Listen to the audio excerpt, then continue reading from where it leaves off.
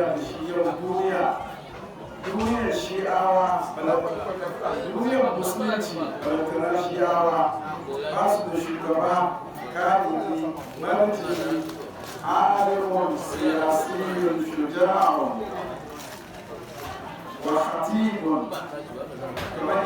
irin sai alkamai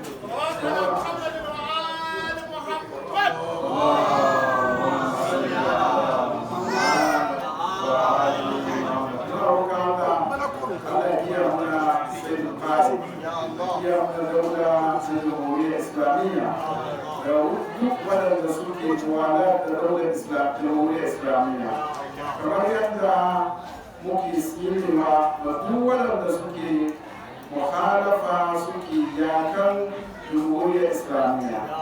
abin da ya kama isra'ila da birtaniya da amurka da sauransu duka baki daya Allah ko ka kasar mu Ghana kuma Allah ka zaunar da mu lafiya.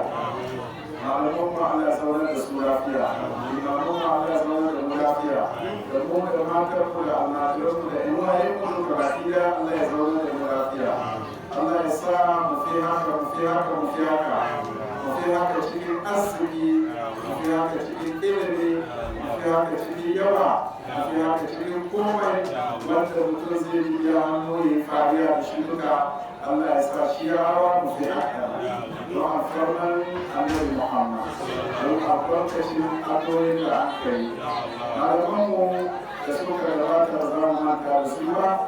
da iyayenmu da dukkan waɗanda ke da haƙƙi addu'a bisa kanmu suka yi yawon gidan gaskiya Allah ya cika su Allah ya rahamshe su albarkar wanda rana suna cikin sarari Allah ya musu sauki suna cikin sauki Allah ya kara musu masauki da rahma بحق محمد وعلي وفاطمة والحسن والحسين وأنوار التسعة من ذرية الحسين بسر الفاتحة